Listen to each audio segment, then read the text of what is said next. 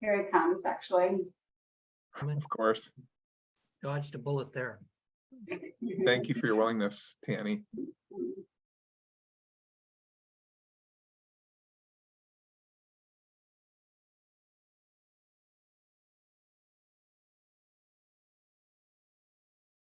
James, we're happy to have you.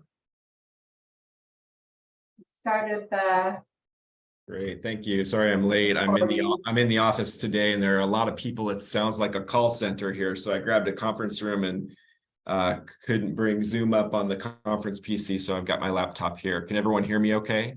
yes. Great. Well, again, I apologize, and operating with just one screen now here, so let me pull up the agenda quickly.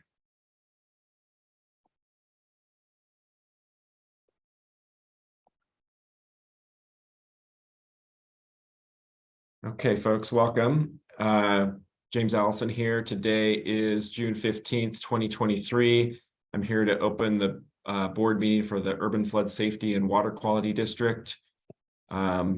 This meeting is being video recorded, and we'll go ahead and do a call to order and roll call of the members. Wendy, would you mind calling on? Yes, folks? happy to do so. Nancy Hendrickson, I'm here. Steve Fancher is not, Eric Mueller, Here. Dave Rickman, Here. Seth Reeser, Here. Ashton Simpson, Present. Lori Stegman, Here. Emerald Vogue is not present, Corky Collier, Here. James Allison, Here? Mary Helen Kincaid, Here. Tammy Stephenson, Here. Eric Molander. Here. Brent Cartwright, Here. Ed Washington, Here. Bob Salinger, Here. Heather King. Here. There are 14 board members present and more than a quorum. Great, thank you, Wendy. And I understand perhaps are there folks that will join us later? Is that next month where folks have conflicts? I know Emerald's going to try and join. She had some Yes. unavoidable conflicts, so and sends her regrets. And we do have excellent representation for the port in Alex, who's tracking everything. Thank you, Alex. I will reach out to Eric Molander. Oh, no, here he comes. Great. Well, with that, we'll go ahead and get started. Let's see, it looks like we have as agenda item number 2 to vote on the May minutes, and there are three minutes from 3 different meetings, work session on May 5th, special meeting on May 11th, and the board meeting on May 18th. As you probably know, those are in your board packets on pages 2, 5, and 8. Do we have a motion to approve the minutes or any corrections or clarifications on the minutes? I'll motion to approve the minutes. Great. Do we have a second? Sure. Second. Great. Thank you, folks. And we can go ahead and do a voice vote on this, I believe. Yeah. Okay, any discussion before voting? Okay, seeing no discussion. All of those in favor, say aye. Aye. Aye. Aye. All opposed? I'm going to abstain, Ed Washington. Great, thank you for that abstention. Mr. Washington, good to see you. See you all. It's been a while. Okay, so we have passed item 2 on the agenda, and now we can move on to item number 3, which is the budget adoption. Looks like Jim is going to lead us through, I think, a brief discussion of kind of where we're at in the process, where we've been and where we're at.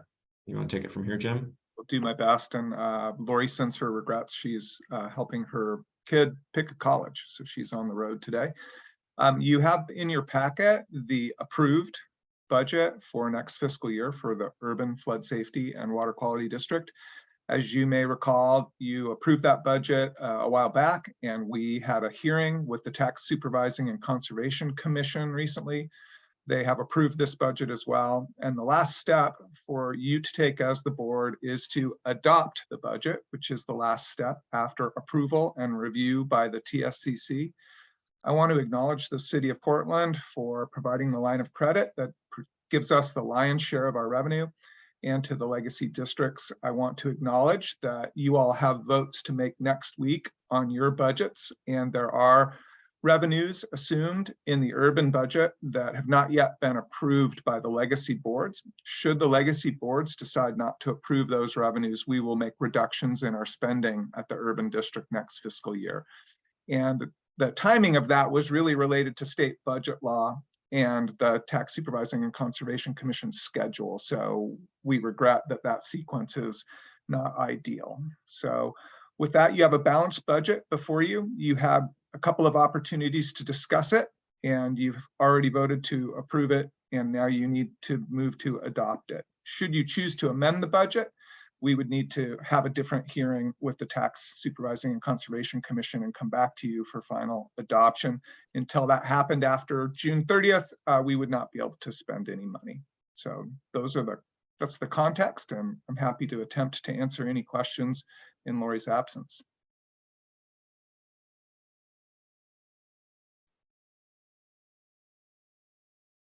Well, it wouldn't be a meeting without me asking a question. And I want to preface this by saying Jim's been very responsive to, I don't know, I didn't count the emails, but at least 5 or 6 of mine. And my question continues to be, because I have to answer to my neighbors, and is specifics of the budget. And you referred me to the April 24th, I think it was April 24th. Anyway, it was page 24, the proposed budget page. And those numbers are different than the ones that are in our packet. And so it looks like the amounts in our packet which kind of spurned on my questions, because I'd gone back and looked at the 2 previous times. I think dates are going to escape me here, but May 17th and then, well, April 24th to May 17th. Those are the same. But in the approved budget under total resources, it's in our packet is $1,693. In the April 24th, it was $1,568. The difference being in the beginning fund balance. So I might have missed something there. I preface all this every time I ask budget questions is I'm not really in the accounting field. So, and the other difference was in requirements and materials and services. That's my question about what those were. In our packet, it's $1,586,729, and in April 24th, it was $1,470,729. So there's some kind of difference there, and that was why. Oh boy, sorry. Why I just in time a spam call. So maybe I'm making spam here. I don't know. I can't do 2 things at once. I just need to be able to answer that because I have some pretty high profile neighbors that ask very detailed questions, that read the minutes, that say, what's this? And I have to ask, generally I ask Ari Molander because he's the chair of Penn 2 and can explain monetary things in fashion to me. So is there a way to say what those differences are? Or I'm not opposed to budget. I'm not opposed to, I just need to know how to explain it. And if I don't know how to explain it, I can't say I supported it. I would love to help you be able to explain it. And thank you for all your questions. It's a little hard for me not knowing what you're looking at. So I would refer you to the approved budget. And then Mary Helen, I would love to spend some time with you after trying to understand which versions and then digging into what those differences are. Okay. What I do know is the budget that's in your packet should be the same as the one you approved and the one that was presented to the TSCC. So that would be the important document. And I apologize for not on the fly being able to articulate those changes. but why I'm I will, asking this, because you referred me to April 24th, so I went back to April 24th because I just had my notes. And the April 24th printed in a packet that Wendy so kindly prints for me, is the proposed budget with those differences. So, Let me see, Angel, it sounds like you might have okay. an No, I answer. was going to say that during the budget process, the budget cycle, we have proposed, approved, and adoption, 3 different stages. Values do tend to fluctuate. For example, if you're referring to the beginning fund balance, as we get closer to the end of the fiscal year, which is June 30th, 2023, we have a better understanding or perspective what the beginning fund balance will be. So it's reasonable and expected that that value will move up or down depending on our spending up to that point. That being said, that beginning fund balance is an estimate because we will know for certain until the books are closed, which is a few months after June 30th, and until after the audit for us to ratify those figures. So a change in the beginning fund balance is expected and is totally normal in the budget process. You also mentioned something about materials and services that also gets refined through the budget process because we ought to present a balanced budget. So whether it was an increase, decrease is also expected to complete and present a balanced budget to the board. Mary Ellen, I don't know. Oh, here we go. Did that answer your question, or it looks like you also were It referring to does. a previous document that might be, of course, it creates a confusion and there will be certain difference in there. Hopefully not too significant because I heard that it was like only a few thousand up or down. I couldn't catch the numbers that you quoted. You're much better at math than I am. Sorry, juggling this and that. It wasn't a huge amount, but I guess more of my question, maybe I didn't express it, is how many more times, I mean, does it just change? We approve the budget, what it is today. And then if it changes on July 5th or whatever day, then do you just make programmatic changes and how to spend the money on July 5th? If you need more money, then do you come back to the board and ask for them, or you just don't spend that money on what appears to be a need? Oregon budget law requires us to have an adopted budget, which is our guiding principle in terms of spending. If for some reason projections of, I'm gonna say something totally random, it's just an example, so please don't call me this. If we're gonna have a vast change or greater than 10% between spending categories, so we're gonna spend more, and I'm looking at the budget in the side here, I'm looking at the wrong budget, I'm looking at pen 2 for it. If I'm gonna spend more on professional services or versus contracts and agreements being a certain range, we need to come back to the board and say, we need your authority to amend our budget because expectations of spending are no longer between the boundaries that we set for the current next fiscal year. Just like you did back in October, November, we came back to you because it was found that there were some budget things that were not in the right place and values, and we needed your approval to amend the budget. That's a perfect example. We already did something like that. So we will not, as a financial officer, just go ahead and overspend without budget authority from the board to do so. Yes, we can get more revenue, and if that revenue typically, if it's not allocated or appropriated to a spending source, we cannot, and that goes back to the bottom line as a ending balance to be the beginning balance of next year. But when it comes to spending, that's the guidelines that we have in place. We need to stay between those boundaries that you adopted. The budgets or the lines are the railings or the maximum points that we can work with. And if we need to exceed or there was under and we need to reallocate that to different field, we come back to the board for approval. Okay, thank you. Yeah. Okay. Thanks for the questions, Mary Helen. I appreciate you digging in. Great, thank you, Angel. Eric? Okay, so Angel, Go ahead. we've overspent over $400,000 in administrative expenses. When was it that you came back to us to get approval for that change? I think it was October, November, I believe, escaped me a bit. No, we were on budget through November, through the end of October. When Again, did as you I- come back to us and say, we need approval to overspend on administrative, the contract with MCDD by $400,000? The board received information that we needed to adjust the budget, and actually a lot of our budgets needed readjustment. So it was not just the urban board, other budgets. We came back to you. We need to revise the budget, and these are new guidelines. And if I give me a second, I can give you the exact date, but it was in the fall of last year, and I don't have that date memorized, but we came back to you. We need to have a different guidelines and amend the budget, and we amended the budget at that time. That's when this was discussed and it was presented to this board, and some of the new people were not present at that time, but that's when that was done. Budget amendments do happen. Some entities have more than others.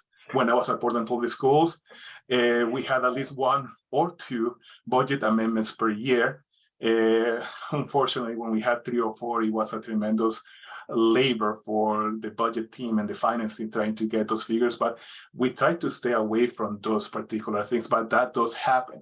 And the way we adjust the spending capacity is by the budget amendment, just like we did here last fall. And the need for the amendment was created because in the development of the budget, only the directly allocated staff were included in what was initially approved, and the hourly rates were neglected and were not included. I take responsibility for that, but that was the reason for the big change, is a lot of the costs were not incorporated as we had forecast them due to an error that I'm responsible for. Great. So I want to try to make sure, I appreciate the questions. I want to make sure we're staying on topic and on time. Are there questions, concerns about the approved budget that we are hoping to adopt? It's on page, the high level budget summary is on page 44 of your packet if you're looking for it.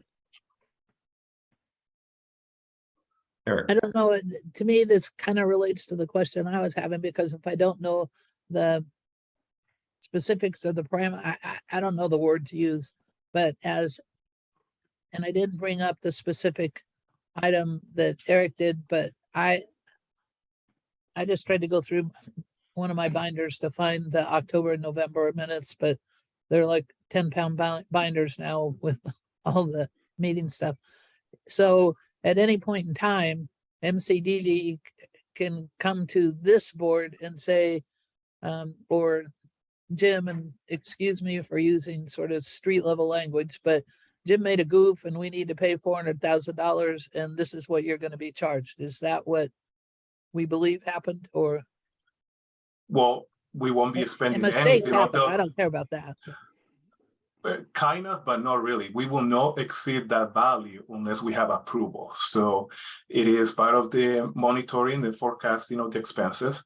And it is our duty not to exceed without your approval. So that's what we will monitor and try to control, that if our forecast is saying we're going to exceed this budget line, we'll come to the board and explain the reasons why, just like Jim explained earlier, just now, why there was a need to come back to the board for that budget amendment. That will be the process. Does that answer your question, Mary Helen? Sort of. So in this budget that we're going to adopt, is there that contingency? I don't know what the word is.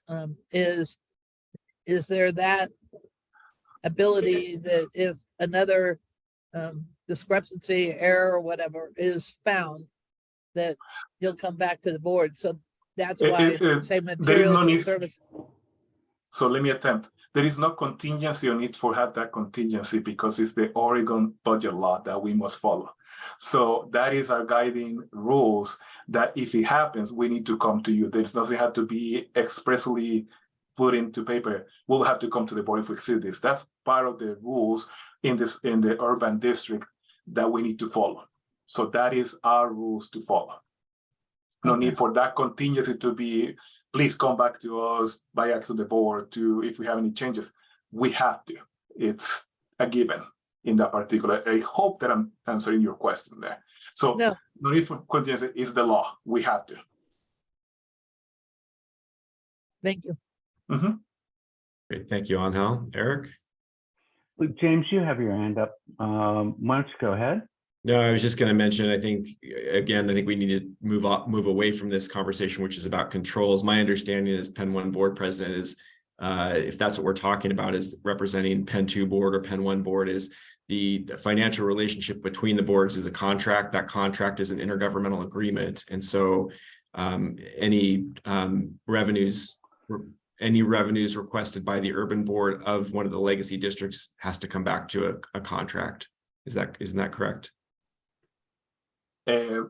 Yes, especially yes. There are some budget items in there that had to be contract with IGA, and we're gonna have an IGA presented from MCD to all the other boards.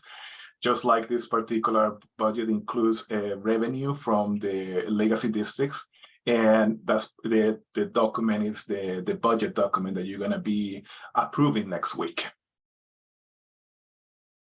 Great, thank you, Angel. Eric? So one of the things that leaves me really uncomfortable about the existing budget is that in balancing the budget, you've left us with 0 operating reserves. And this is a really important issue for us all, because as lawyers identified that in late August of 2024, MCDD is going to run through their operating reserves. And although the Urban Flood Safety and Water Quality District still has an additional year against the line, we will have to, in effect, borrow against that in early July to be able to meet our operating needs. And from my perspective, it's financially imprudent for us to operate, to go into a budget year with a beginning balance of 0 cash. And with the inability to, in that first 15 days, because we have to give the city of Portland 15 days to act upon our request, we don't have any reserves. What I would rather see out of our group is the ability for us to enter the year with a positive operating fund balance that enables us to get through a reasonable period until we can move towards the new district. And at this point, I think that we've got a game of chicken that we're running against our cash balances, in which we may end up being in a position where we don't have the cash reserves, the operating reserves, in order to pay our bills. Angel? If your question is how we're going to address the financial needs once the 4 legacy districts. No, the issue is that we're running out of cash. Correct. Right? And we all recognize it. Your boss recognizes it. Yeah. And yet in this budget, you've spent down every piece of reserve that we have. And why is that financially prudent? There's one line of credit. There's no additional revenue. And for the transition costs starting up for the new district, we believe it's prudent to invest this in a balanced way to try and achieve the objectives the legislature has set out for us and to proceed with the transition. We've shared with you, Eric, in side meetings and emails, a potential plan B if we are unsuccessful. No, you haven't. You've said that you will. If we're unsuccessful, we'll need to continue the legacy districts and extend the existing IGAs and service agreements. Okay. But Angel, why does it make sense for us to begin the year with nothing in operating reserves? The operating reserve will be the next round of line of credit for the urban district. The operating reserves for the legacy districts should be subject to the conversation during the format meeting. So your answer is we'll just go ahead and borrow against that beginning July 1. Would you prefer we take out debt and save it? Is that what you're recommending? I'm not understanding No, where you I'm think we should. saying, I'm saying that being financially prudent is having adequate reserves. And what we've done is we've spent it all down. All we So have is we a line have- of credit. We don't have other reserves. I'm sorry, I'm not understanding where you think we can get the reserves from for the urban district. Eric, to try to attempt to answer your question, which I'll do my very best in echoing what Jim has said and my boss has said, Lori. When we get to that point during the budget development, which we're already talking in the last few minutes, you guys spoken about what the first year budget will look like, and you've been asked to provide the budget value so we can start budgeting between that range and come up with a plan on how to fulfill that responsibility, that commitment. When we go into, again, this is not a current budget, we're talking about the following budget. When we go into that time, we're going to be talking about 5 different entities combining into one, resources for all those 5 entities into one. So you are looking incorrectly that there is no reserves budgeted on that, but you are need to also consider the other entities becoming part of the urban district and those financially combined into one. It doesn't mean that the urban district on year 1 won't have reserves, because we have to include the other 4 entities that are becoming urban district to see where we're going to be at and start preparing for it. I think Lori and also Jean have mentioned that there are ways for us to fund a bridge or spending, and it's common for organizations like us that we live on assessments that only come at a certain times of the year. Assessment revenue doesn't show into our books until late November and December. So many organizations have different ways to address those needs in the short time that there might be a cash flow requirement. So I believe that it's being addressed and being talked about between you, Jim, and also Lori, but we certainly will discuss, and we cannot assume that there will be a zero balance from this particular piece of the pie. Again, there's going to be 5 different entities becoming into one, but this particular one, yes, you're correct, there is no reserves budgeted. It does not mean that the urban district will start with 0, because there are other entities becoming into one. So that might be my best attempt to answer that question, but I do understand what you're referring to, and I don't know if that satisfies your need at the moment. Only saying that, yes, if you look at the urban, yes, there are no reserves, but you need to also look at the other 4 entities that are going to be part of the big urban district July 1st, 2024. So all right. So the sum of this is that you're going to attempt to raid the cash accounts of SDIC and 10-2 to be able to fund the new urban. Recognizing that at the end of this coming fiscal year, you're projecting that MCDD will only have $1.1 million in operating reserves. That's the numbers. Yes, that's okay.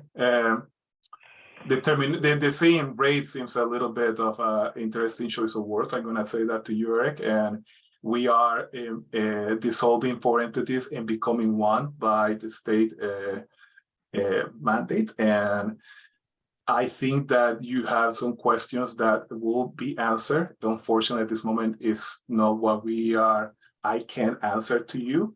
I'm more than happy to talk more about the budget at place and try to help Jim answer questions in the absence of my manager.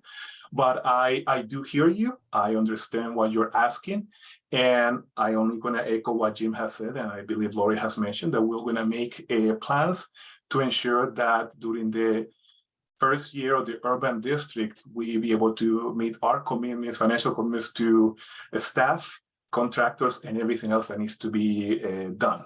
So, and I'll be working there to support that and support everyone in the team. Thank you for your response. Great. Thank you, Angel. Eric? Yes, I guess I I understand Eric's concerns. It's not ideal. It would be more prudent to have more reserves, but I think this is part and parcel of the difficult challenge we have in transitioning from the 5 different entities into one, and effectively, really all 5 of them have been underfunded, and so it's going to be very tight. I think ultimately the thing to keep in mind is that we're going to go back into the budget process for that coming year in just a few months later this fall. And if during that process, this board or whatever board is in place at that time determines that the budget that's about to be adopted, which would then be the current budget, needs to be adjusted in the middle of the year to adjust spending to have some funds available at the end of the year, then that is something that's possible under the local budget law. But ultimately, the item that's before us is to adopt a budget that needs to be in place starting in 15 days. And there will be more time to address the budget that's a year and 15 days from now. I'm not certain that we're going to get a greatly improved comfort on some of the issues we're contending with, but we do have some time to deal with that. And because we do need to adopt this budget, certainly we can continue to discuss at the chair's direction, but Mr. Chair, I would move adoption of resolution number 2023-0601 of the Urban Flood Safety Water Quality District, adopting the fiscal year 2023-2024 budget and making appropriations. Thank you, Eric. In terms of before, or do we have a second? Sorry. I'll second it.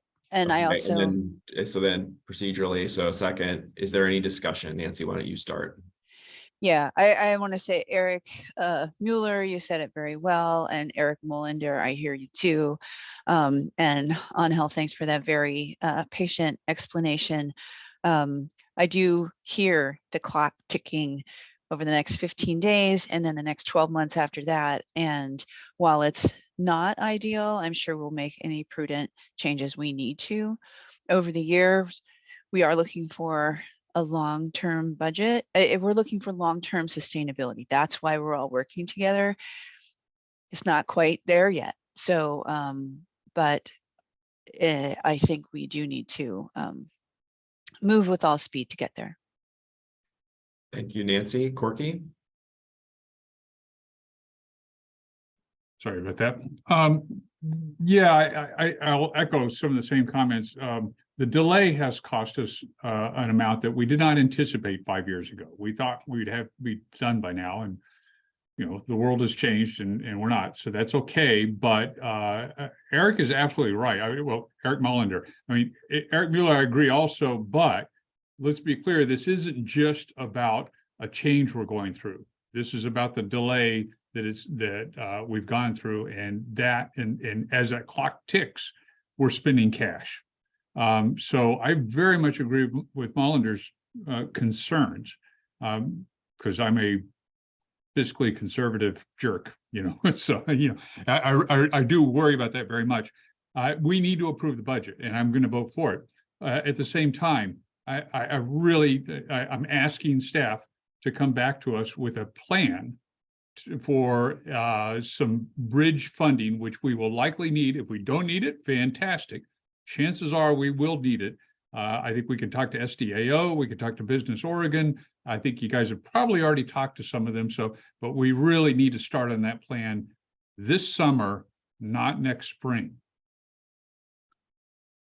Great, thank you, Corky. Any other discussion before we do a roll call vote?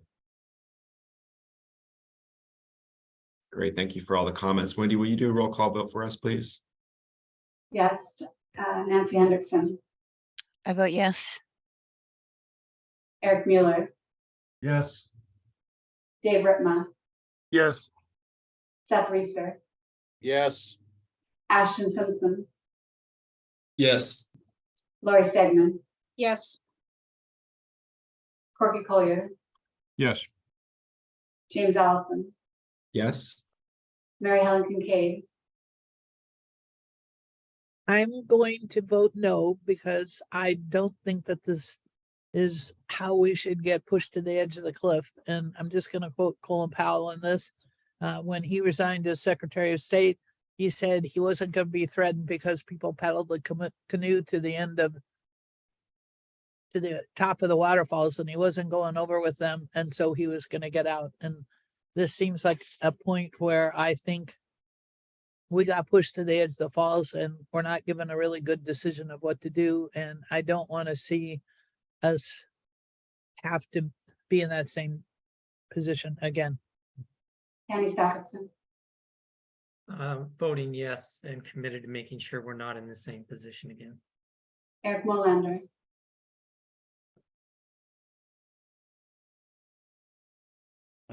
Thank you. I'm unmuted.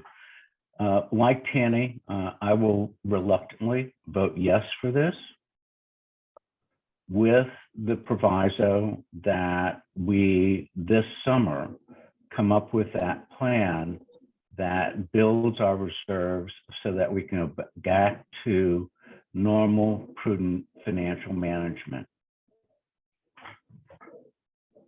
Brent Cartwright, I'll vote yes. Ed Washington,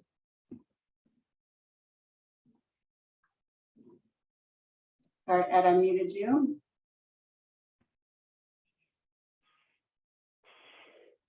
My apologies. Yes. Bob Salinger, Yes. Heather King. Yes. We have 14 yeses, motion carries. Great. Thank you, folks. Thanks for the discussion, the questions, and for all of the votes on both sides. With and obviously noting to staff this concern about cash flow and managing cash flow throughout the year, and hopefully coming back with a revised budget in the first quarter, early in the second quarter, is desired by the board. Moving on, in the interest of time, let's move. James, can I just say one thing? I like the Mickey Mouse, Seth Reeser's little Mickey Mouse. That was pretty appropriate. All right, folks. Well, hopefully we're headed to the Magic Kingdom and everyone stays dry. So item number 4 on your agenda is an administrative services billing rate proposal. Jim, you want to take that? Yeah, I'm going to turn this over to Angel. I will just introduce it by saying this represents the agreement the Urban District makes with the Multnomah County Drainage District to provide services. And so Angel, if you want to go through those slides, I'd appreciate it. Okay, give me 1 second here. I need to make sure that this is working and I'm doing the right screen here.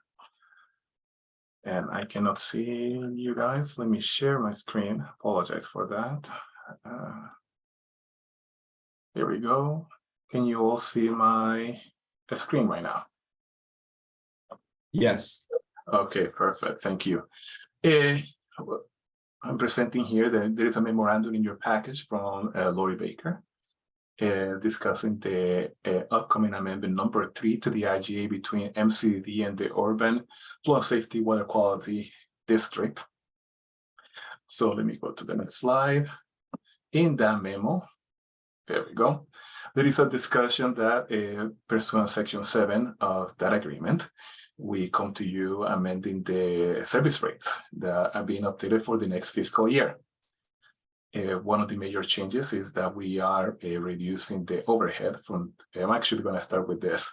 We're going to be updating the allocated staff charges to the urban district. It's going from the executive director remains the same, the deputy CFO remains the same. We're decreasing the direct allocation for the transition project manager from 85% to 50%, removing the budget manager charges from 25 to 0, and board coordinator and finance department manager will remain the same. The other change on this is that we are decreasing the overhead rate from 32.42% to 10%. This is a cost that reflects material services costs such as supplies, Like previous managing director costs are either allocated or direct charge in your budget. It was listed that we have those direct charge employees, and also those, we budget a specific amount of hours for employees that we working on the urban board for the ongoing projects for next year. So I'm gonna unshare my screen because unfortunately I'm unable to see anyone here. Stop share. Sorry about that. So now, again, your packet, if I can actually see my screen, it has the IGA, the resolution, and a copy of the Exhibit A that is going to be asked for your approval. Is there any questions that I can try to answer? Annie? Angel, and Yes. where are we going to be this year? What's the gap? I don't understand the question. What gap are you speaking? Sorry. I think forecast to actual, so budget to actual on staff costs to the urban. Is that what you're asking? Yeah. Lori has worked diligently with this, and I have done my best to support her. We try to be between the budget and hopefully under, likely at the limit that that's been budgeted. That is our goal. We have identified the individuals that will be charging time by the projected hourly costs for people in engineering, people in finance and legal, planning and public affairs, and quantify those and represent those in the budget. So it is our goal, it is my goal as a steward of all the different budgets that we will try to stay along with the entire finance team between the boundaries placed in there. Were you asking for this year, Tanny? Yes. So, sorry. Well, I apologize. Next year hasn't happened yet, so. I actually don't have that number. I wasn't ready to answer it, and it will take me more than a minute to dig to where we are right now. So I apologize for that. But I believe what I can tell you, Tanny, is we're tracking it really closely, and we're Correct. managing hard on it, and Yeah. we'll do it next year too. So I appreciate Yes. the question, and we can dig that up as year to date. We only have 15 days left or so, so we should be pretty close to knowing where we're going to land. How Yeah, long do you I think this meeting's going to take? I just thought I saw something that was like 400 somewhere. Would that be Again, close? we are going to be between the amended budget that was passed last fall. And I cannot give you a certain number without digging into the finance system right now, and that will take me more than a minute. But Okay. if you wish, we can. I can talk to Jim after the meeting and try to get you that figure, and to anyone else that is interested. I apologize, I wasn't ready for that. Okay, that's okay. Thanks. Mhm.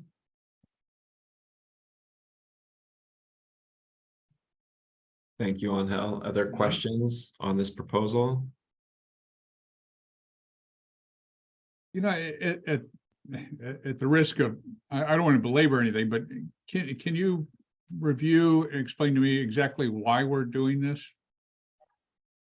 Because we need to have an agreement in place to be able to charge urban district for the time of the MCD staff that is being billed to it. Without that agreement, we cannot do so, and we do that with the other districts as well. We have a rate sheet at Schedule A, just like you have in here, with the different IGAs that we have with Pen 1, Pen 2, SDIC. It's the So we equivalent don't of the currently annual. bill? No, we do. This is amendment number 3. So we have So this. why, explain to me simply, you know, why we want these changes? Because, well, every year we have salary changes, so we need to make sure that we provide you with a range of what we can charge to you. So every year we revise it. So, for example, one clear change is that we have decreasing the overhead rate for, so as you look on the Schedule A, from labor rates from 2022-23, 23-24, I believe it's page 59 of your packet. Actually, the range is going down because our overhead rate is decreasing. So the maximum we can charge you is $225 an hour for one of those individuals, so $135. Previously, what $140. If you look at the engineering, we had a $200 maximum rate, and now we have a $160 maximum rate because our overhead has decreased from 36% to 10%. That's just why we are amending that. And part of the reason we reduced that overhead rate is because we have staff now directly allocated some of us, you saw that table and it felt like we were double counting. And that's what I was trying to get at. Thank Yeah. you, Jim. I'm trying to make sure that I'm clear. So my apologies for my denseness here, but I'm trying to make sure that I understand and have a good grasp on why these changes, because it does, when you look at that, you say, wait a minute, why are we not billing as much as we have in the past? Because I think we're doing the same amount of work, if not more. So what's going on? We are updating and rectifying the rates, maximum rates, minimum and maximum rates that we can charge. So they are representative of the actual, what was happening right now. So it's just an update on the rates. And if there was an error in the past, then should we get a refund?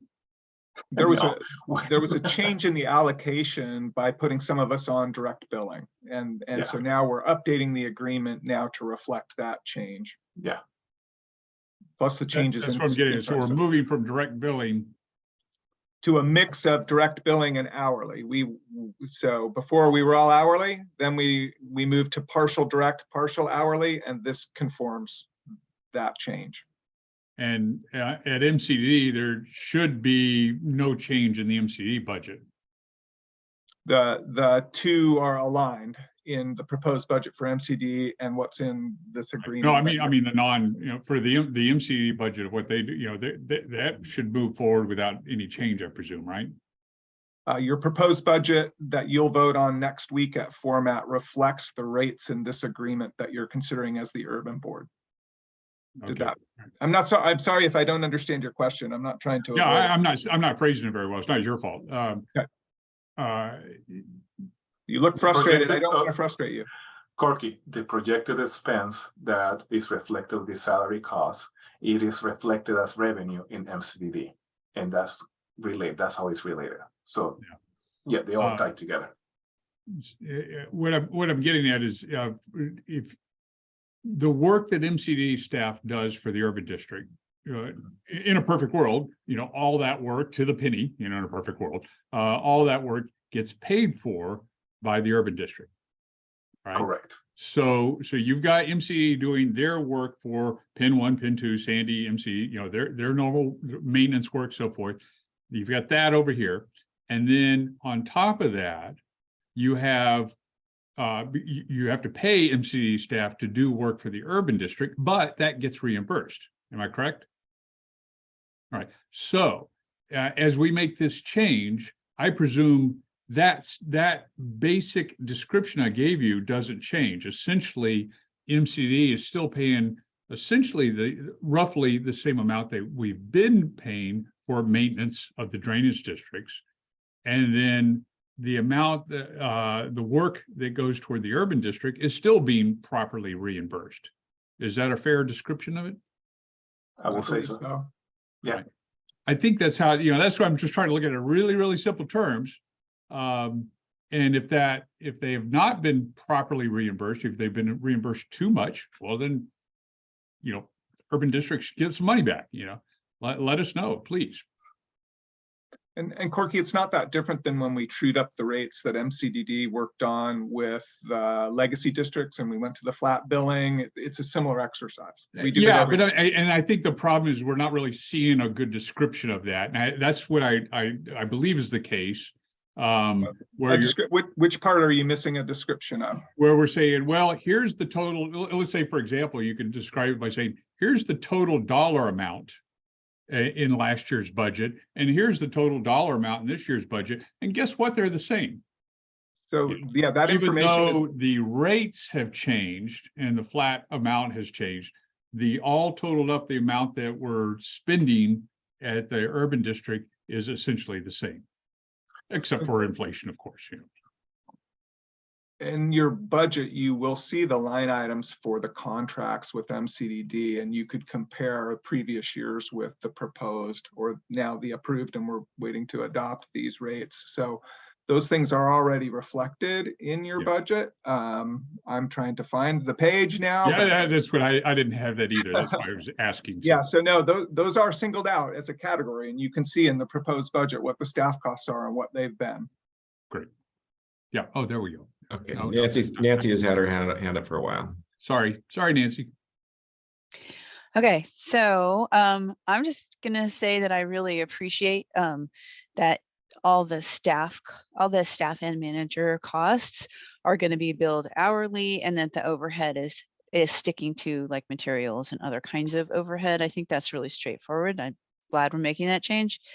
So at this point, I am going to move that we approve resolution 2023-06-02, approving amendment 3 to the IGA between Multnomah County Drainage District Number 1 and the Urban Flood Safety Water Quality District for administrative support. Second. Great, thank you, Nancy. Thank you, Eric. And because this involves money, let's go ahead and do a roll call vote. Wendy, can you go ahead and do that, please? Nancy Hendrickson, I vote yes. Eric Mueller, Yes.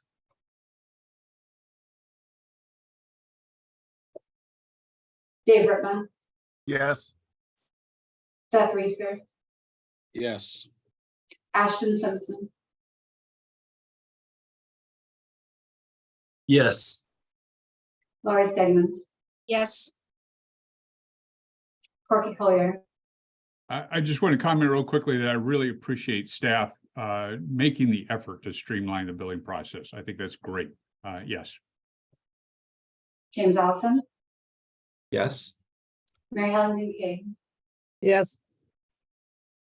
Kenny Stephenson, Yes. Eric Mullender, Yes. Brent Cartwright, Yes. Ed Washington, Yes. Bob Salinger, Yes. Heather King. Yes.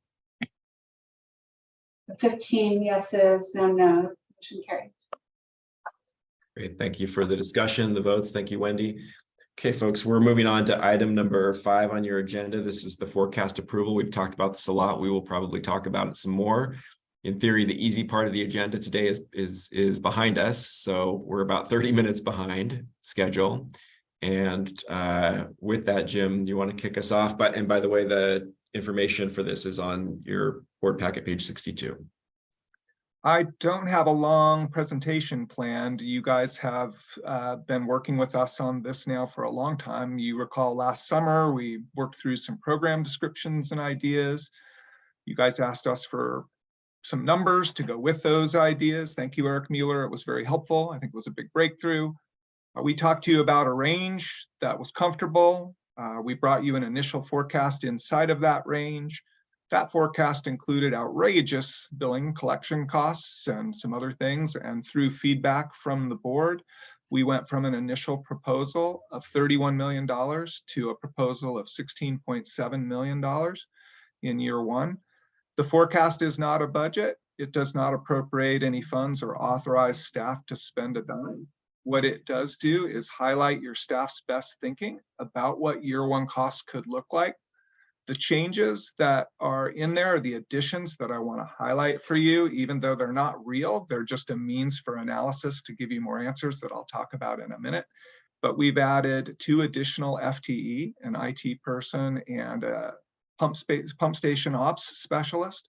We've included contingency of 3% of operating, and we've put in some operating capital funds so that we can take care of our assets.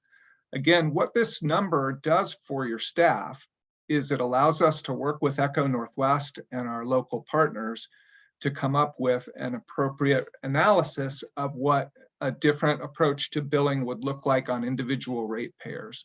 Pinning this number down will allow us to work with Echo Northwest to come back to you with specific answers about which properties could pay how much under different scenarios of billing and collection. We know you're interested in that, but we don't have staff time or resources to run multiple versions of that analysis. So we're hoping you can help us by pinning that number for today. And then I want to acknowledge to all of you that we're going to have a very in-depth budget process that will begin sooner than we all think, just a few months, where we will develop the actual budget for year 1. And that is the place where the board will have to approve all spending and any new FTE and all the other specifics that I know are also very important to you and to the people that you represent. So today, my goal would be, please help us by pinning a number. If it's not 16.7, give us another one that you all can support, and we will work really hard to bring you back the next steps of analysis to support your decision-making on the revenue work that we need to complete. Great, thank you, Jim. But before I call on Nancy, I know your hand is up. I just want to offer to folks to, again, zero in on that number, any aspect of that that's is uncomfortable for you. And then as a reminder, it's a forecast. We are not approving a budget. We are trying to approve a forecast to which we can assign a strategy or develop a strategy around that for revenue collection and just for the annual operating budget for this district. With that, I'll go ahead and call on Nancy. Thank you. And I'd like to say that I recognize the discussions we've had over the last couple of months, especially as we've gotten closer and closer to this point. We've had more very robust discussions about this forecast. So representing the city of Portland, I will say that, yes, we can support the $16.7 million for the first year, that forecast, and very much looking forward to how that pencils out, and how, we as the initial board of the new district set up a funding methodology, because we're still working on that. I would say there's, having $500,000 in this 16.7 million for the new mandates. I've mentioned below that in the out years, I think that's going to have to expand in order to actually do those. And also the 16.7 is very pared down. It's about half of what was originally proposed by staff. So going forward, as we look at the methodology for collecting revenue, who benefits, who pays, and who decides. I think it's very important to keep in mind that we're moving to this new structure to have a sustainable revenue source, so that in the next 100 years, when we have to update our levies and our and all parts of our system, that we have a sustainable funding source that is going to collect enough to do the work. So with those kinds of reservations, I definitely think that 16.7 represents a lot of work on behalf of the board, but definitely on behalf of the staff. I'd like to offer that. Great, thank you, Nancy. I would like others to speak first, but I just want to add a little bit of perspective. And so I've mentioned previously that I support this budget forecast because I think it crosswalks the existing responsibilities from the legacy districts. It adds money for contingency, for inflation, and a little bit for new mandates. And it moves us toward focusing on the more difficult piece, which is how are we going to build revenue around it, and set ourselves up for all of the other big things that we need to do in terms of partnering with the Corps of Engineers for the PMLS project, the bond measure. All of those things need to start falling into line. I think you all know this, but I just want to remind folks that I appreciate everyone's concerns about how we get that revenue, because I actually sit on this board as a representative for Penn 1. That is the appointment I have here. And so for Penn 1, every year I have to develop $230,000 to $300,000 of extra revenue that our district does not have, because the city's lands are zoned as open space, and between the combination of that and compression, we cannot fund our district. And so every year we work internally at the city to fund that, to make those funds available so that Penn 1 manages to meet its responsibilities, which we do. It's a lot of work. It's inefficient. And so I too want to find a methodology that allows for consistent, predictable collection of revenue. but even though that is unknown at this point, I support this budget forecast, knowing that we will work out those details, that this board will wrestle with those issues. And that is all I have to say. Thank you for listening. Tanny. Thank you, Chair Ellison. A couple of things.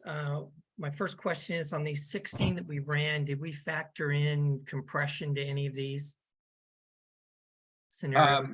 Could you say a little bit more? I'm not sure I understand the question. Did we factor in impacts of compression? Because if you're going to take a property, right, and raise it 20% and it's compressed, you're not going to get 20%. I believe we did our best to conduct estimates to that effect. And I also want to acknowledge that it's an estimate because of sales and changes in assessed value and so on, that your results may vary in the end, but we did incorporate our best attempt to reduce the amount by inflation. Okay. Yes. And I know it's an average, but just a couple of things. Like Chair Allison, I represent the Sandy Drainage Company. And I look at the 3 properties that we're looking at. And when you factor in the bond, right, from what these people are paying today to what they're going to be paying tomorrow, one's going to go up 39.5%, one's going to go up 32.7%, and another one's going to go up 49.6%. And I just question if we're going to be able to do that. I think that's going to be a really hard sell for all of us out there on the street. And I also, in the forecast, you know, where there's a substantial amount of debt coming in from some of the districts, that hasn't been discussed, or, you know, any of the transitionary pieces. How is that being worked in? Because that's part of the forecast. And so I think really the 16.7 needs to be looked at a little bit. I know it's just a number, but sometimes these numbers, they become things after a while. So the debt service costs are incorporated into that 16.7, and you can see them forecasted out for the first 5 years. I know that the urban board will have a conversation about how to pay for that debt and whether to smear that or hold it in some geographic location. So when dissolution occurs, the urban board will have that opportunity to make policy around that. Yeah, because that'll need to be a discussion, because there was a lot of talk about coming in whole and all sorts of things early on when we started this venture. So, you know, those are some of my concerns. You know, this was going to cost less initially, and there was talk about it being spread over the watershed. There was talk of it practically being spread over states. You know, there was going to be all sorts of things that were going to be different than what we're ending up with today. And I understand we are where we are, but somehow we've got to get this to a place where people can afford to pay it. Okay. Thank you, Tanny. I appreciate your comments. I want to jump in really quickly and just from a process perspective, this issue of debts, liabilities, assets, and liabilities. I don't know if we can answer this now, but we should try or push information out to the board later. Is there a process? Is there something in the process of dissolution that allows the legacy districts to circle back with assets and liability information to make sure we're comfortable that so that the legacy districts feel comfortable that there's some equity in addressing assets and liabilities as we consolidate.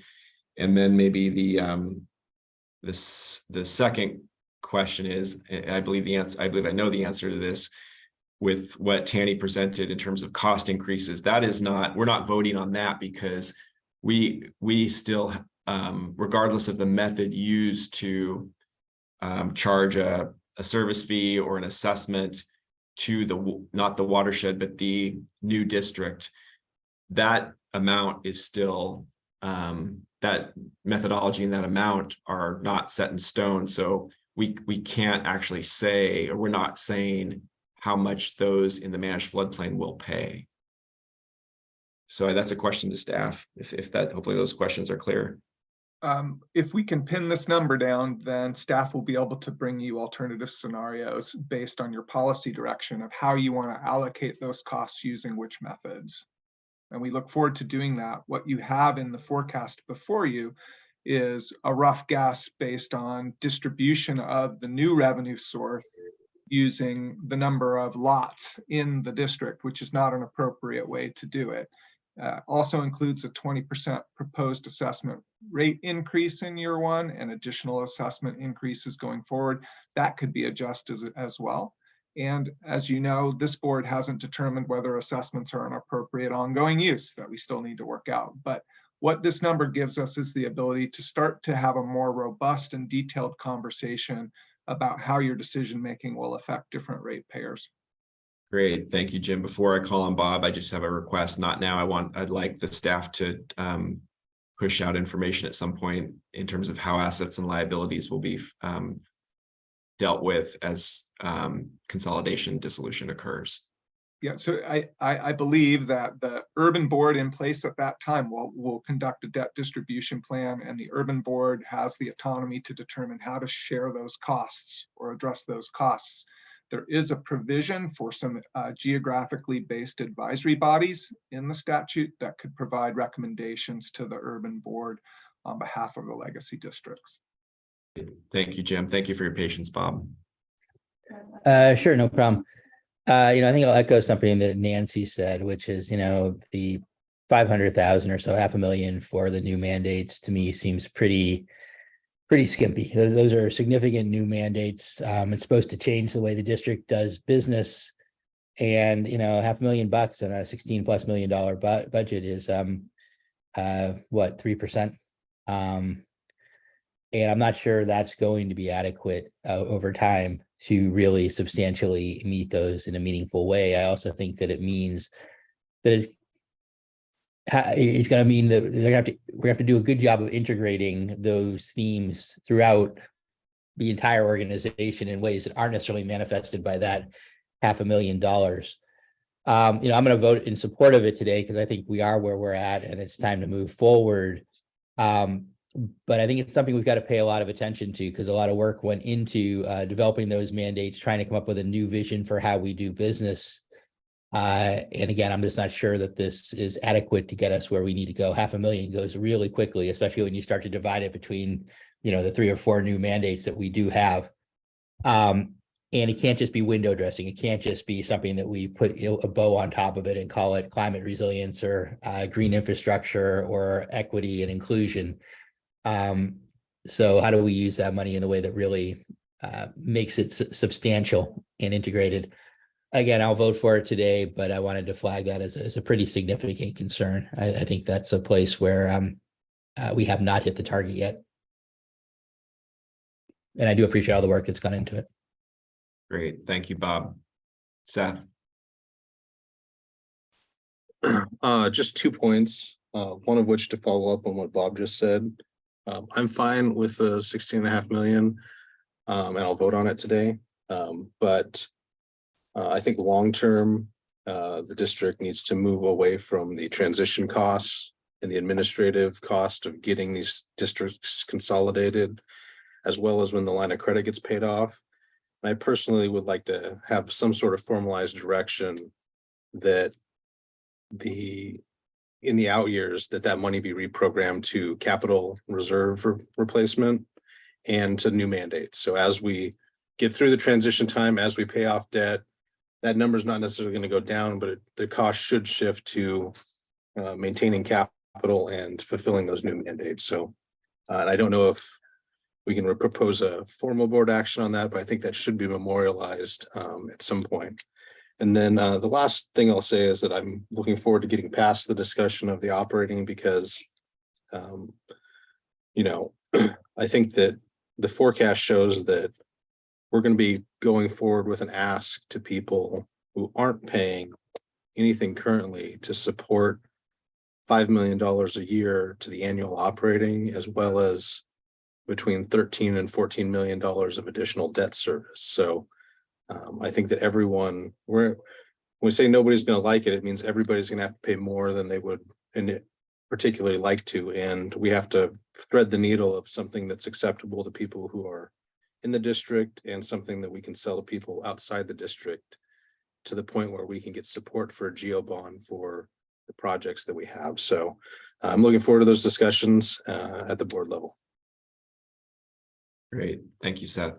And I do want to recognize, having been with this board for a long time now, or as long as we've existed, several board members, not just Seth, have requested some process for, as we move into different phases of the organization, that an analysis is done of staff positions and programs, and trying to align positions to current needs, as opposed to maintaining programs and needing to budget for and acquire new positions for those new phases.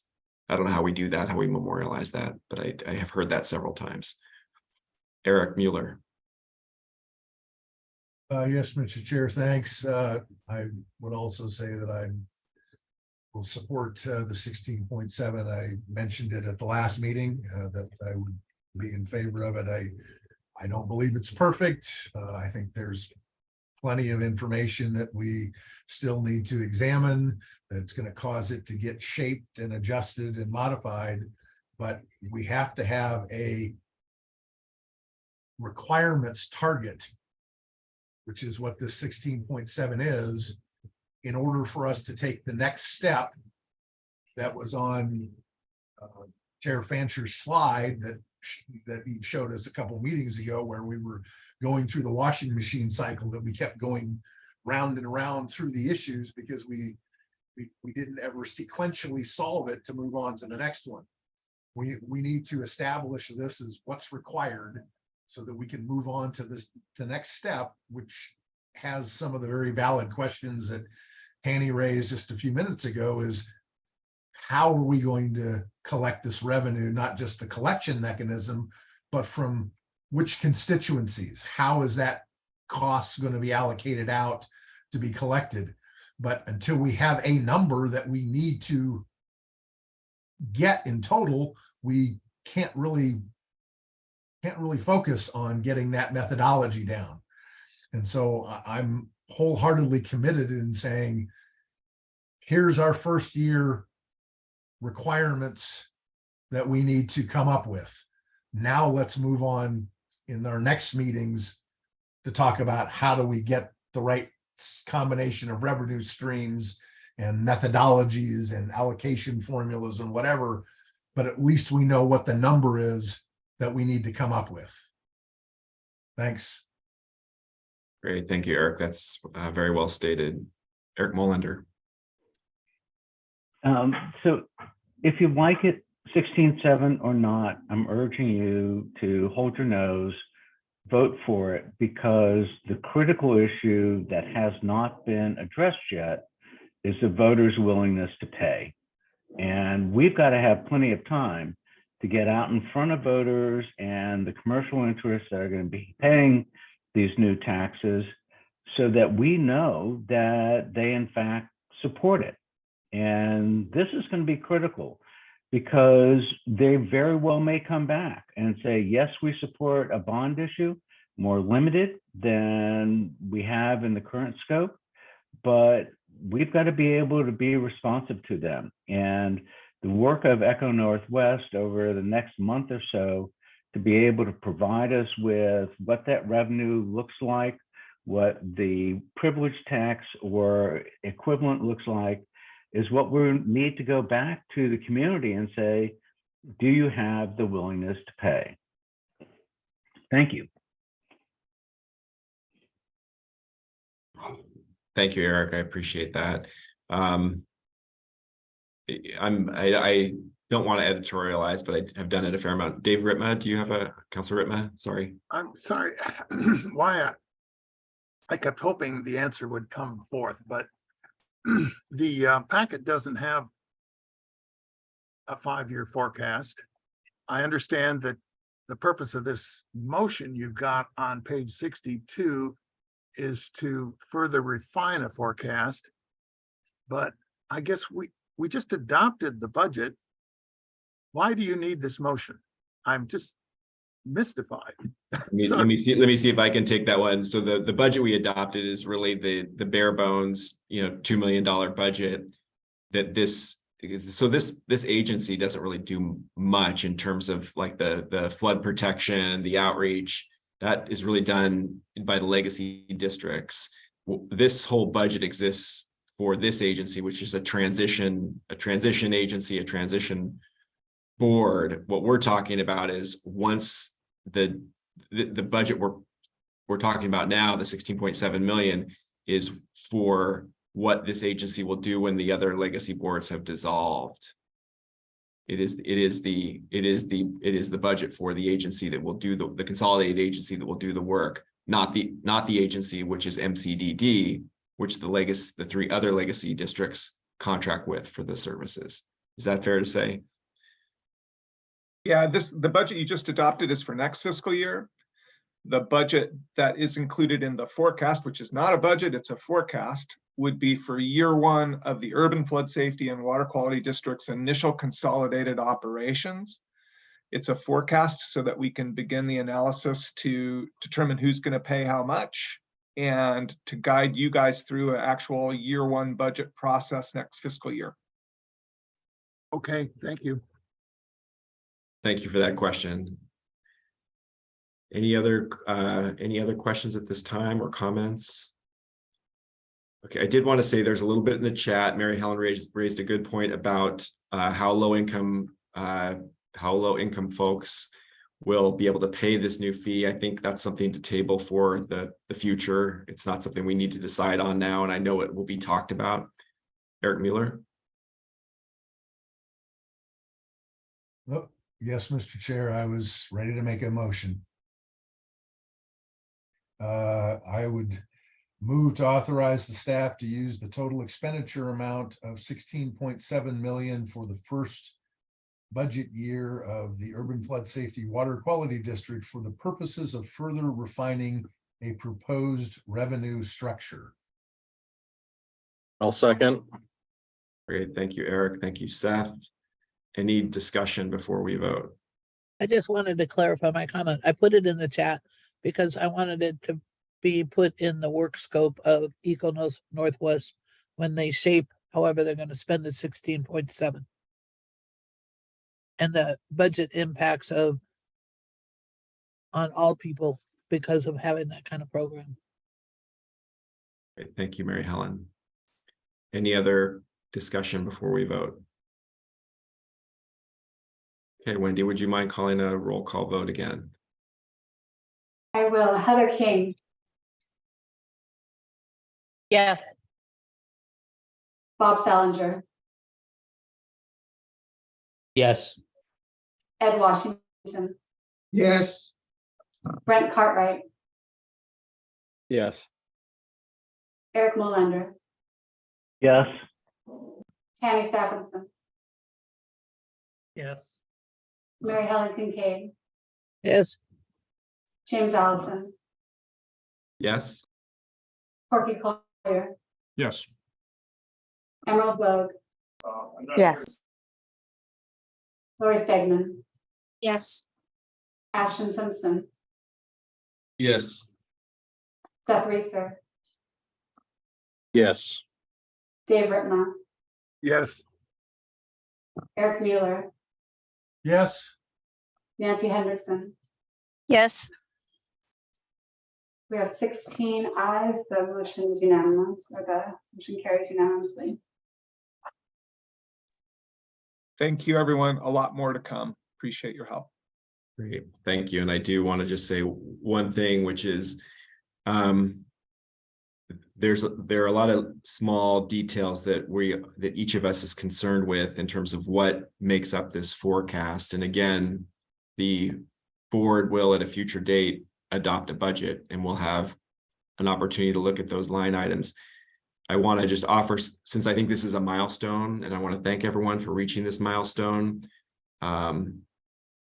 I want to recognize that I think as we head into the next phase, we might actually find more agreement and more commonality as we look at how the burden of these services are distributed in the managed floodplain, how they're distributed across the larger geography. That's why we're in this, is to protect. This meeting is people, being recorded. Is to protect people and to do so in a way that's fair. And so I think we're going to find, I'm really personally moved by Tanny's comments about how things could go up. I think we're all going to find, I think we will find a joint purpose in making sure that the services we are providing are the burden for that is allocated appropriately across this larger area. I do want to do a time check quickly. So it is 4:24 according to my clock, and we have looks like a 30-minute item number 6 on our agenda for Carrie to present on the general obligation bond training. Is that something we can do in a half an hour? And then I'll ask Colin, is the legislative update, how long is that? Can we kind of accomplish these two things in 35 minutes? Yes, and I connected with Carrie, so they should have the full amount of time, and I can adjust my update based on what is left in balance. Thank you. Great, thank you, Colin. In that case, turn it over to Carrie to take this next agenda item. Thank you, Carrie. Yeah, absolutely. And mostly I'm going to be introducing, providing a little context of where we're at, and then introducing Noah Siegel, who's going to do the bulk of the presenting today. But I just want to take a minute and recognize that we're switching gears, moving from one of the many big things that y'all are working on in the forecast and the operating revenue over to the development of the general obligation bond. The bond team hasn't been here in front of you for a few meetings now, but you'll remember that we're in a public outreach phase. We have draft bond scenarios, and your decision on this is at the end of the calendar year. And we have a number of more phases between now and then to continue gathering information from the public, from you, from polling, in order to inform that decision. However, recognizing that it's summer is outreach season for us, and we are going to be at a number of events in this current public outreach phase, to pause and share with you our understanding of what the board's role in this, opportunities that you might have if you choose to participate in outreach and engagement, and the resources that are there for you. So this is the purpose of this next presentation, and I will introduce Noah Siegel from MSH Strategies to cover the rest of the content. Noah, are you here? And I'm here. Yeah, no, I'm here. Okay, wonderful. Take it away. I think I might need privileges to share the screen. I gave those to you, Noah. Thank you. Thank you so much. Yeah, I've been before the board a couple of times, but it's nice to see you all. And for those I haven't met, I'm Noah Siegel. I'm working along with the Kearns and West consultant team on engagement and communications. And it's been a real privilege to work on this. And I'm tired just listening, eavesdropping on your current meeting. You have a lot on your hands, and I appreciate that. And I know with all of the work on the structure and operations of the creating the future district, the bond measure, it's like, goodness, it's another big lift, but it's really central, as I've come to understand through this work, for making those improvements, keeping the region safe, and leveraging those federal dollars. So we are still plugging along, and wanted to check in with you about that.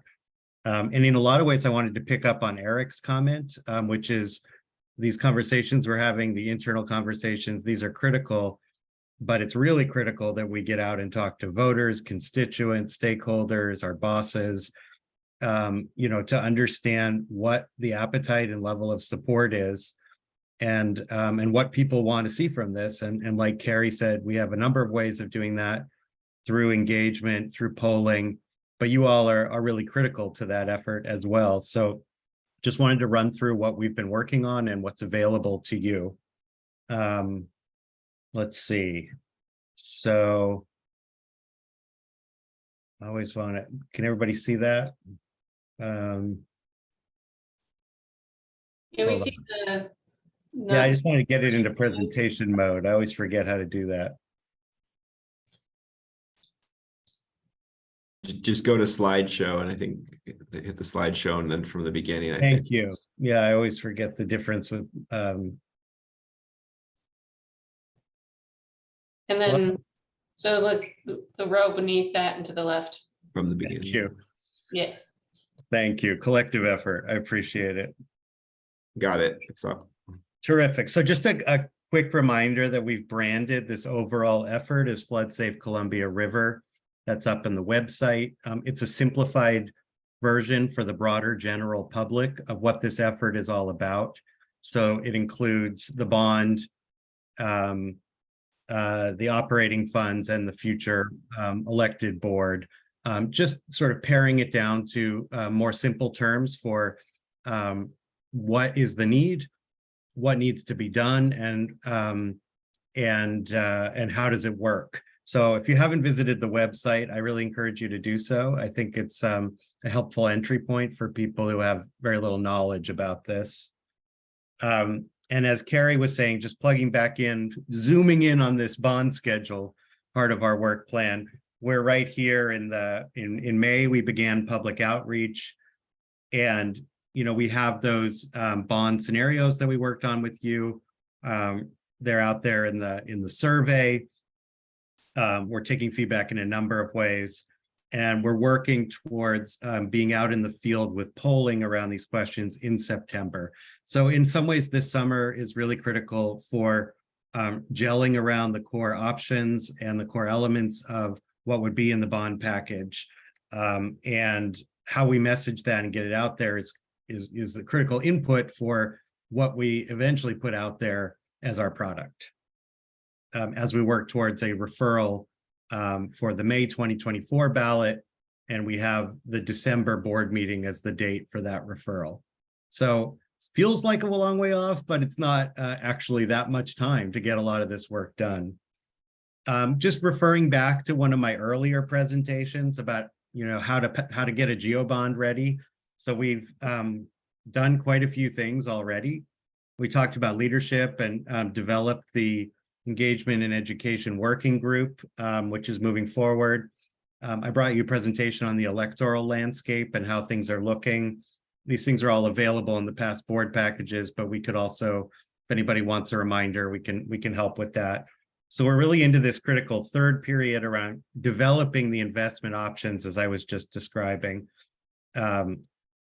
And you are pretty important to that process. As you remember from our polling, we tested who the best messengers were.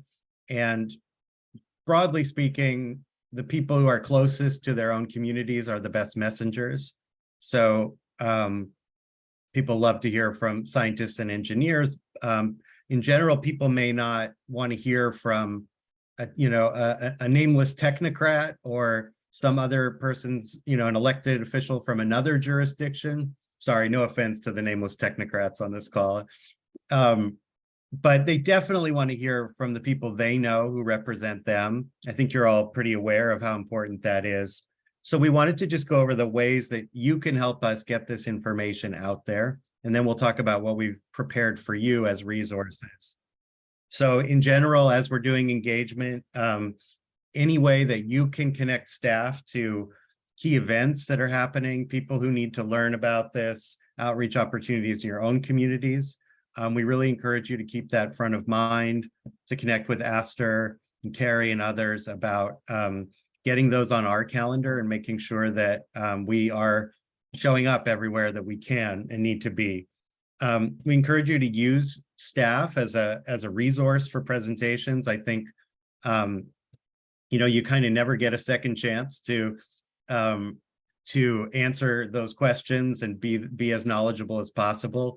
So to the extent that we can operate together and prepare for events and make sure that you have materials, and if it makes sense, people with you in place to help cover any questions, present any materials, I think that would be great. We encourage you specifically to make bond presentations about the bond, what's being considered, what questions are being posed to community, and we'll talk about what's available to you to do that. We really want to get that survey out there right now. The survey is it's up on the website.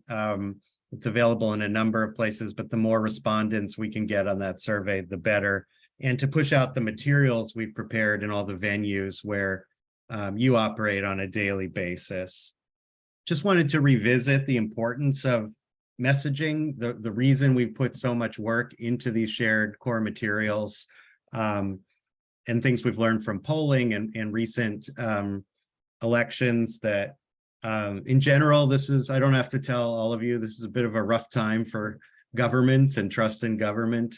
So people are pretty skeptical about government and politicians and proposals coming from on high, but polling continues to show that people have a lot of faith and really appreciate the work of their own local governments, their districts, cities, counties. So the more that this comes to them through their own local channels, the better. And the other thing just to continue to keep in mind, with the exception of, some of the people who live directly in the floodplain, and even maybe them to some extent, people are just not familiar at all with the drainage districts, all of these questions of the 4 existing districts, the new one, all of that. So coming to them and saying, here's this new proposal for this thing, it's, that we're really starting almost from zero. We saw this in the focus group. So being able to approach people with the right messages, with tight language and answers to their questions is really important in the long run, if we're looking to build trust and a baseline understanding of what this is about as we head towards a referral to a bond measure. And just a reminder on where we stand in terms of public support. We have really, really strong public support. We have very, very broad public support, but very shallow because of what I said earlier. There just is not deep knowledge about what this is. So that again emphasizes the importance of messaging. When people are generally positive towards what you're saying, they're open to the messaging that you're delivering. And it's a great opportunity to deepen that support. And we saw that in the polling, that with just a little bit of clear explanation, the support gets much stronger. So when looking towards the bond measure, we put a lot of work into, thinking about what's the optimal messaging to get out there to people. Some things we want to avoid are, being reactive and having conflicting narratives. So again, that's why these materials are intended to help everybody kind of stay on track and shape the story, rather than showing up and being responsive when things are misunderstood or misconstrued. So we're hoping the things we've done will help with that. Yeah, and again, I think just to keep everybody in the loop of where we're at, we put together the basic materials and website. The website is up. We're now at this speaking bureau, we called it, speaking opportunities, getting out there and engaging. And eventually we'll be moving on to paid digital and print materials when we're closer to the point of referral and when we've had more certain conversations about what the shape of the bond proposal would look like. So here's what we have and where it is. So we have a standard presentation deck that everyone can use. We thought about presenting it all to you today, but your time is precious. So it will be available to everybody on the shared server domain that I think the board shares through MCDD. There's a long and a short version. If people really want to get into it, there's a long version that's about a half an hour long to present and a short version that's more like 10-15 minutes with a prepared script that goes with it. We encourage everybody to look at that, to use it. The slides are professionally designed. It makes for, there are videos embedded in it, including one of Ed Washington, so who wouldn't want to use that? It's a pretty, not just because I helped make it, but I think it's a pretty nice summary of the work that you all have been doing and what's ahead. So that's maybe the key thing in terms of what's available for presentations. We have talking points that you can take with you to every meeting where this issue might come up. We have a standard FAQ document, frequently asked question document, which is helpful just to review, to think about some of the specific questions that might come up, but we'll also be posting that on the website just as a general resource for people. We have additional fact sheets to hand out around flood-safe Columbia River, the bond specifically, and we're working on one right now that covers the additional mandates specifically and how they're described and what they aspire to do. And of course, a reminder that Carrie led the effort to put together the bond summary document, which is much more extensive, not for public consumption, but remains a great resource for how we got to these bond scenario proposals, and that'll be on the shared server as well. So we'll follow up with all of you around with this list of materials and where they're located.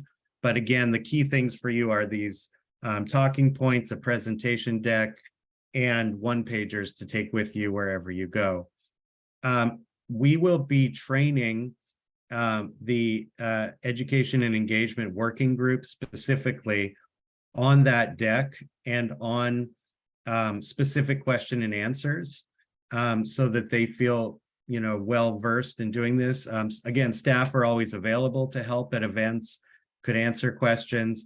We've also put together a list of, you know, tough, challenging questions that are really good to, I mean, some of the questions that have come up in the meeting, I was just eavesdropping on, you know, how does this work with the operating revenue? Those are tough questions. And we put together some proposed answers for those things.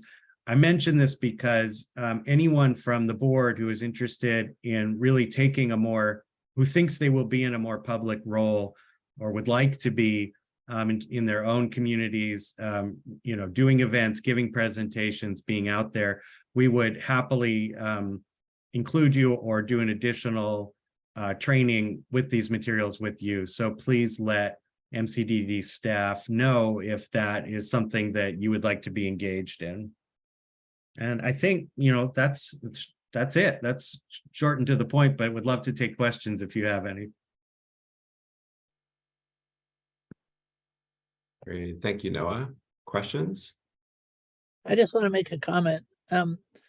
I think it would be easy on the public if we didn't have so many acronyms in documents. Even in your presentation, number 7 had urban flood safety, water quality, the letters mixed up, and I have a difficult time.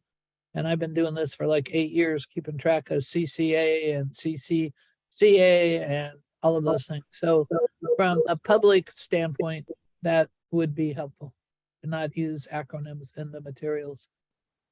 Yeah, I actually, that's fine. I'll make that correction. Thank you, Marielle.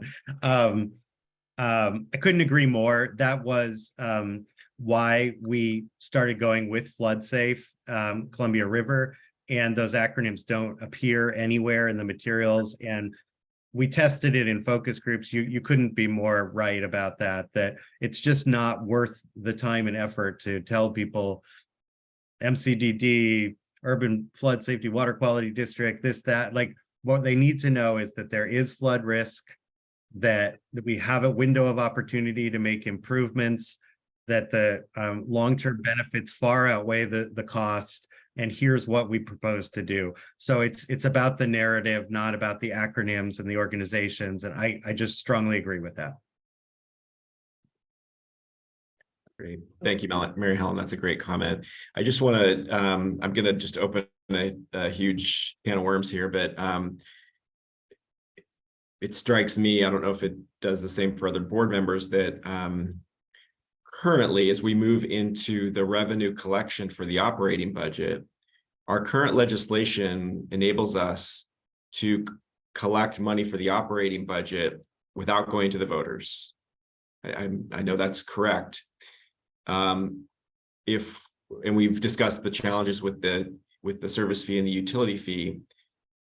What's on my mind as it relates to Noah's presentation here is that whether we do a legislative fix or whatever, people are going to get a bill either directly or indirectly as part of their municipal government. They're going to get a bill they don't know about for the operating budget. And I'm curious about how that timeline, when people realize they're going to pay a new bill for this operating service, how that coincides with them voluntarily voting to pay money for the bond measure for our capital program. I'm just worried about all that. That's probably not something we can answer quickly, but those things are so related. I think that's where I have some nervousness of what's our strategy around that timing. So under the current plan, the bond would be voted on in May of 2024, and it's likely that if we go, again, the board has to decide what it wants to do. If we go with the forecast recommendation, I suspect that it will be after that the first new revenue would be attached to municipal bills. Could even be as long as a year, because the city councils may want to raise their rates and work it into their billing systems and so on. They may choose otherwise, again, depending on which direction the board goes and what the legislature provides us authority to do. Great. So what that means is you're anticipating they would vote on the bond measure before they receive the bill for the operating. Under the current goal schedule, yes. Great. Thank you for clarifying. Eric. As part of this discussion, Noah, are we going to talk about the total budgetary impact to these households? We'll talk about how much the bond is, but are we going to talk about what the other fees are? So I guess this was the comment I was going to make to the last question from Chair Allison, is that we are very cognizant that these are not separate issues, whether or not folks have both, are experiencing both sets of costs at the time that they're voting. We know that that's very important to the board, and it's very important to us to keep top of mind and consider the polling information that we have, the analysis that Echo Northwest will be doing on anticipated costs for the operating revenue and what that is in a combined manner. For the bond, it's easier, right? Because we will have a forecasted cost per thousands. And so the missing piece in terms of the total cost burden for any individual payer is the operating side, which after your vote today on the forecast is something that we can develop better information on. I don't see any way we shouldn't be, we're going to have to provide that information that we can't not. Right. And so what I would urge you to do is, as part of the polling and the like, we've talked a lot about the message that we want to get across. And I think that this is also our opportunity to listen to what the voters and the commercial enterprises have to say about this and bring back that information as well. So this is a critical element of this. I think that Chair Francher is correct in his analysis that this process does not require us to go to the voter. And so this could lead to a very unfortunate blowback as people oppose the bond issue because they've never had a chance to vote on the operating side. So again, these are going to be things that are really critical for us as we listen to what voters and other taxpayers are going to end up saying. And the quicker that we get to the new revenue structure estimate, something that we can talk about reasonably, is going to be very important. Thank you.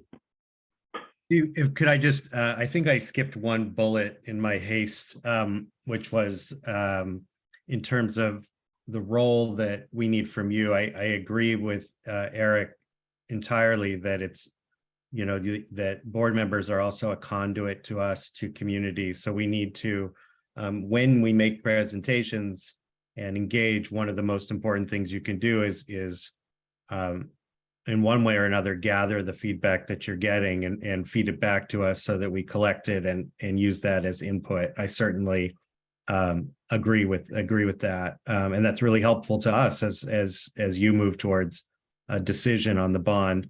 I will confess to a bias which is that regardless, I mean, there's tough policy questions that you're dealing with on the operating revenue side.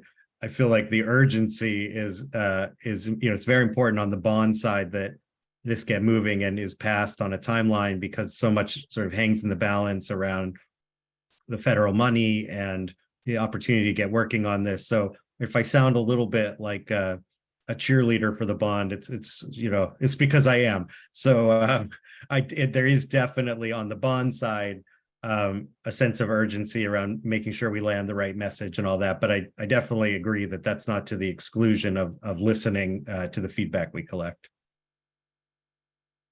Great. Thank you, Eric. And thank you, Noah. Mary Helen. I just want to ask if you can put on one of your tasks that board members get informed of the events that you're going to go to. Because, for instance, Jim sent me pictures from our Columbia Children's Arboretum reopening event.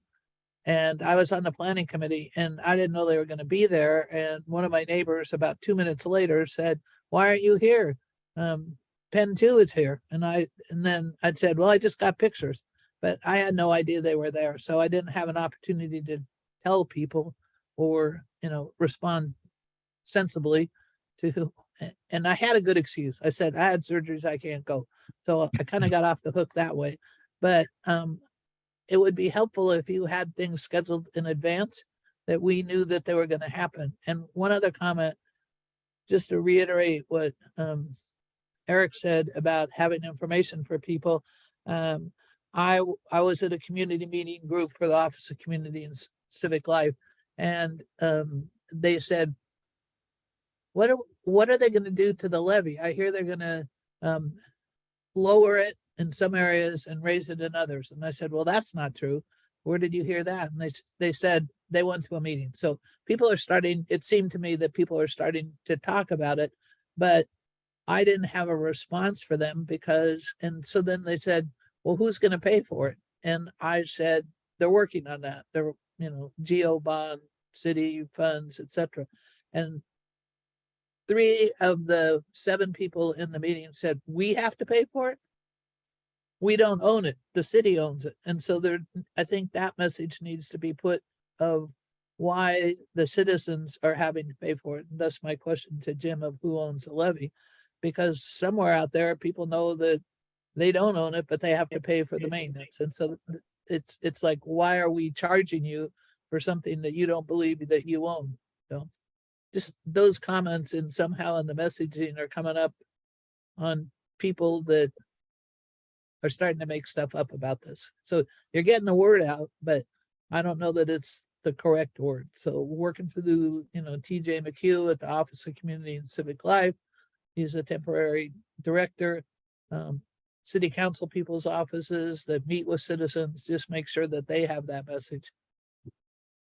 Well, if I could just say, I think that you just kind of made the case here for why I showed up today, which is in the absence of good information, other things fill the void. So that's why we've developed these materials. It's certainly staff's job and the consultant team to get those out there as much as possible. And sorry, am I echoing for you too? I think you're good now. Okay. What was I saying?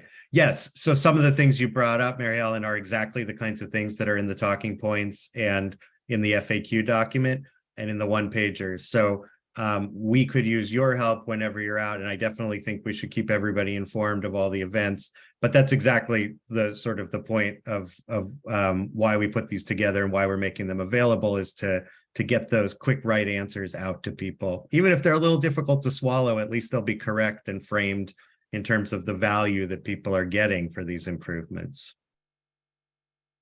Thank you, Commissioner Stegman. Thank you, Chair. So it's come to my attention, and many of you may already know much of this information, but I did want to highlight in discussions with folks on my team at Multnomah County that there's a potential that PBOT might come out with a measure in May. Also, we will, well, Portlanders will, I live in Gresham, will be electing 12 city councilors in November of 24. There is also, sounds like, a renewal of the housing bond at Metro that I think is going to happen in May. And then just for good measure, there was a public safety measure out here in Gresham that failed. So I guess I'm just kind of concerned about, so it sounds like we've decided we're going in May. And I just think that we should have a discussion in light of all the other potential measures that might be on the ballot, both in May and November. So we haven't decided. Thank you for those comments. And the board will make a decision when to refer later in the year. And we did talk to our consultants about the options of November or May. And we can relive that conversation, and I'm sure we will. And it's duly noted that we need to dig into what else is going to be on the ballot, how that impacts our partner support, what it might mean to the electorate. In terms of the electorate size and makeup, we've done some analysis of that. It's a little bit of a wash. You have a bigger audience in November, which costs more to reach. But in terms of our likely yes voters, not a huge swing from the May to November election. So the staff's initial recommendation was to go forward in May in order to speed the local match for the federal funds and to get started on the construction of the improvements that keep people safe. But more to come, and thank you for raising those issues. I would just add, yeah, and thank you, Commissioner Stegman. I would add to this, internally to City of Portland, I've had conversations with our Office of Government Relations, trying to highlight for them the need for intergovernmental communication, coordination between all of these agencies, just so there aren't any surprises. Unfortunately, there isn't a benevolent dictator who can say who goes first, but it would be helpful now or in future meetings, Noah, to understand how our agency is connecting with on a government to government basis with others, and in terms of just strategy or going in with eyes wide open. And Noah, you've mentioned it before in some of our coordination. Could you speak to the level of political risk that we face if our bond is on the same ballot as a different bond measure? Yeah, and I'm conscious of the fact that you need to move towards the end of this meeting, and I do think this is an important, because past doesn't always predict future, but previously on any number of election cycles and measures I've worked on, our experience is that voters, they vote a la carte. They don't look at the entire ballot and say, I can't vote for this because this is on there. If something has merit, then they like it, then they vote for it. That's, at least in Multnomah County, that has generally been the case historically. I do think, that it's worth acknowledging that that there is tax overload, tax exhaustion right now, even in Multnomah County. And so there is a question about, when they're making their choices. I think this might be more important than ever, and I'm happy to discuss that more going forward. And just one final comment. I think the consensus is, especially probably at the PBA, is no new taxes. So I'm not sure what our conversations have been with our business partners. Yeah, I will say my partner on the consulting team from Praxis Consulting is specifically tasked with working with the business community. He's had extensive conversations and intends to have more. And entirely off the record, if only we could get them to sign in blood, the indications generally are they understand that this is a different beast, that this needs to be done. The federal match is compelling. So there's good indications from the outset that the business community understands that, no new taxes, but this is small and important. But we'll, that's a conversation we should continue having. Thank you. And on that note, I think we will continue to have this conversation at a deeper, more detailed level in the future. I think we're ready for that, along with the detailed conversation about operating revenue collection and again, the distribution of that burden. It's 4:58 on my clock. I want to get all of you folks out of here on time. I like to end things on a positive note whenever I can. And I want to commend you folks for your work today, and not just today, but many days leading up to this. And we have more conversations ahead. Some of those will be difficult. Knowing the people in this virtual meeting, there's a high opportunity for creativity, collaboration, shared purpose. And so I look forward to working with you folks. And I want to just thank you on behalf of the greater good here, the managed floodplain and public service generally. Nice job, folks. And please enjoy your evening. Thank you.